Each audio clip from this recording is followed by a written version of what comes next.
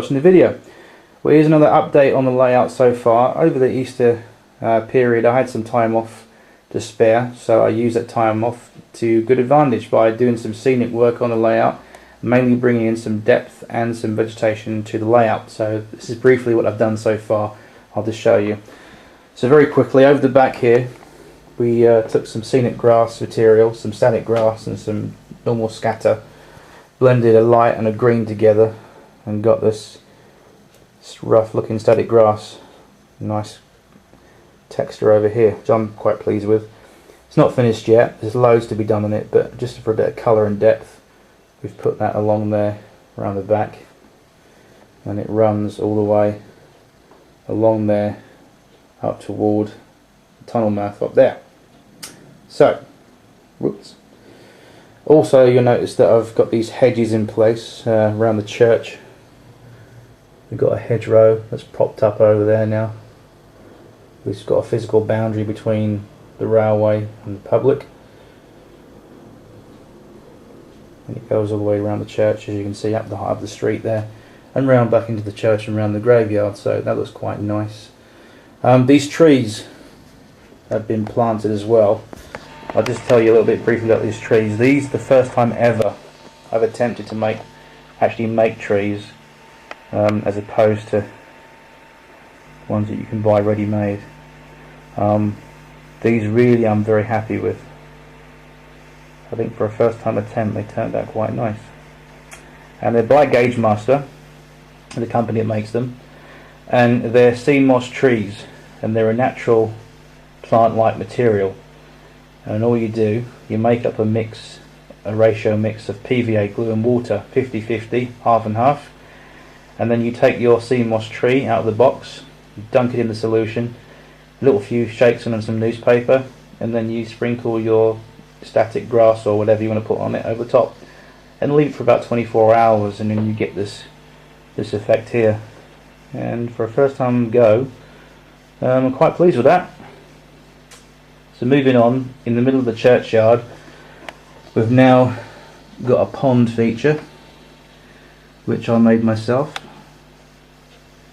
And how I made that basically was I took some cardboard, cut it into the shape of a pond, painted the bottom of it a nice mossy green colour matte paint. Once that was dry I poured some Woodland Scenic realistic water, which is like resin stuff, that when it goes off it gives this reflective shiny wet like appearance. And then once it was almost dry I took some stones from the front garden, placed in there as rocks, put some more resin over the top of that, and I had some little ducks on there as well, and some sea moss trees and some static grass around the edge, so at least it looks a little bit realistic. There's even a bench over there if you want to feed the ducks. So coming back over the churchyard, across the level crossing and down our little country lane here, one of the things I'll show you very quickly, these are the sea moss trees in their natural untreated state, which I think look quite just as nice. And what I love about these trees is these come in different colours and sizes. Compared to these ones here, you've got these tall ones and they've got a nice sort of autumny, blossomy kind of appearance. This one here as well, my favourite, which I think looks quite good, because as everybody knows in real life trees come in different textures and sizes and colours, so I thought these were quite nice to plant as they are. And I also just want to show you really quickly what came in the mail today from eBay. I wish I could confess that I made this myself, but sadly I didn't. This little miniature allotment here I bought from eBay. It cost me under £20, and it was very good value for money, I think, because you get the garden shed there and the rows of vegetables, cabbages, bits and pieces on there. That came as a complete unit, believe it or not, so I was quite happy with that. So that lives over there. And then just coming out over the side of the layout to our goods yard, I've got these really nice cobblestone sheets from Will's Scenic Materials. They do these cobblestone sheets, what I cut up to size, and just put some real coal dust on there to weather it a little bit. And also put some static grass down here on the side of the street, on the opposite side of the road, to get a bit of depth. Okay, so coming over here inside the layout, we had a spare pair of level crossing gates from a level crossing I didn't use, so I thought these would make a nice barrier between the public side of the lane and also into the goods yard. And we've got a little loading dock there as well, which probably I'll build a cattle dock somewhere probably around here. We'll put an area for where cattle can be loaded up from the farmyard onto the train. Anyway, moving across, we did a little bit of work yesterday, and we put in this country stream, or a little roadside ditch that goes down there. It's not dry yet, but it's exactly the same process as the duck's pond.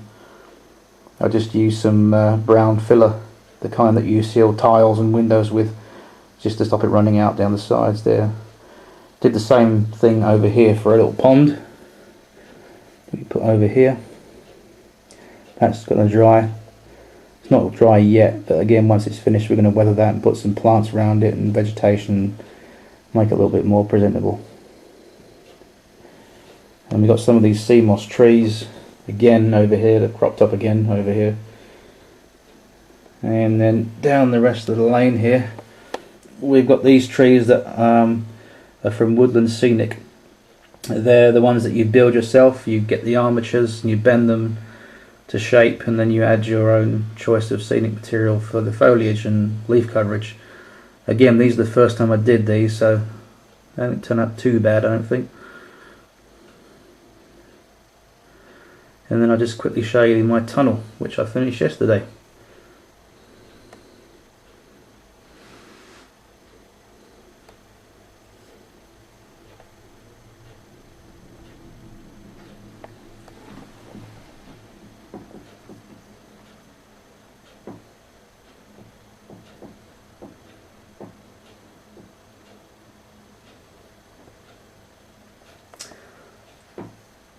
On top of the tunnel over there, we've got a ruined castle now, which again was a really good bargain from eBay.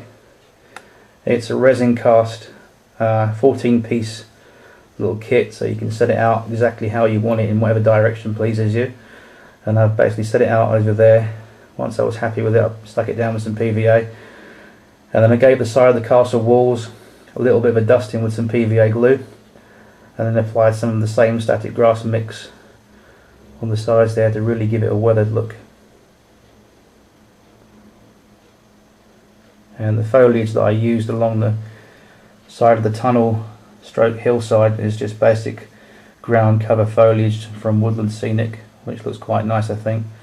The brown paint, I painted the side of the tunnel stroke hillside this brown colour. As you can see here, you've got grass showing through the top of it.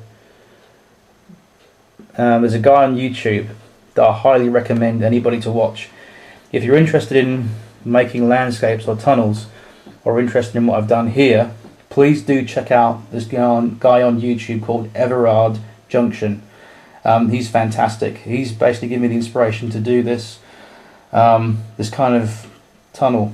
Basically, the idea of building a tunnel with papier-mâché and landform bandage, or plaster bandage, what you can get, and then rather than putting the scenic material on top of the white bandage, painting the plaster brown, and then putting your scenic material on top, which to me I think gives a far greater appearance. It's more realistic, so that's what I've gone for.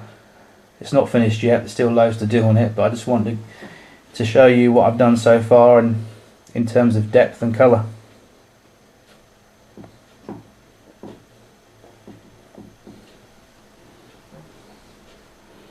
And we've even got some cows going on down here. Oh dear, they've made a mess.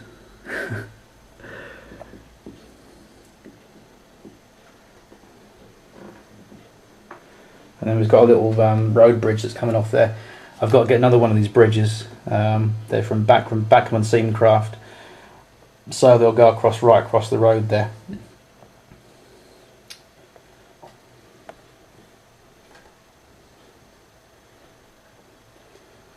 Anyway, that's what I've done so far on the layout.